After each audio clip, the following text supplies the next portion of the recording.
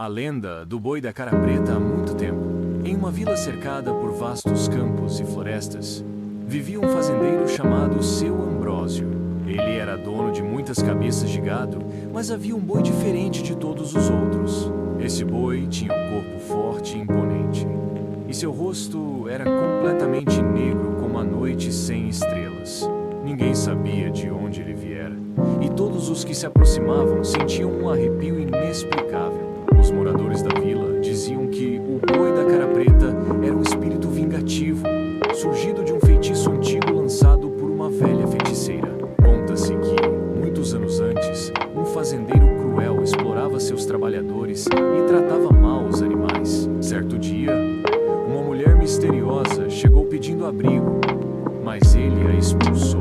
Furiosa, a mulher o amaldiçoou, transformando o melhor de seus bois em uma criatura sombria que vagaria para sempre, levando consigo as crianças desobedientes.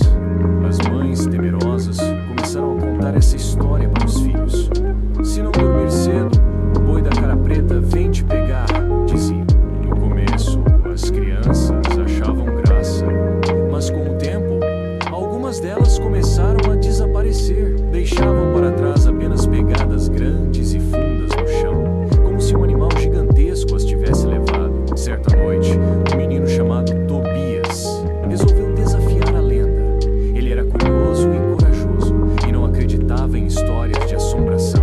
Ao ouvir os mais velhos falarem sobre o boi, decidiu que iria até os campos à meia-noite para provar que nada aconteceria. Pegou uma lanterna e caminhou pelo pasto escuro, o coração batendo acelerado. No meio da noite, um som forte ecoou pelos campos.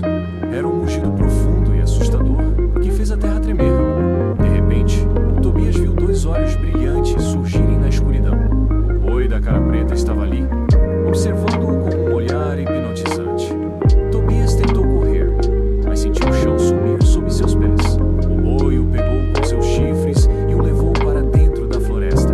Na manhã seguinte, a vila inteira se reuniu para procurar Tobias, mas não havia sinal dele, apenas pegadas enormes no chão. A partir daquele dia, ninguém mais ousou desafiar a lenda. As crianças passaram a dormir cedo e obedecer suas mães, com medo do boi da cara preta. Dizem que, nas noites sem lua, ainda se pode ouvir seu mugido ecoando pelos campos, em busca de mais crianças travessas. E assim, a lenda do boi da cara preta vive até hoje, assombrando aqueles que não acreditam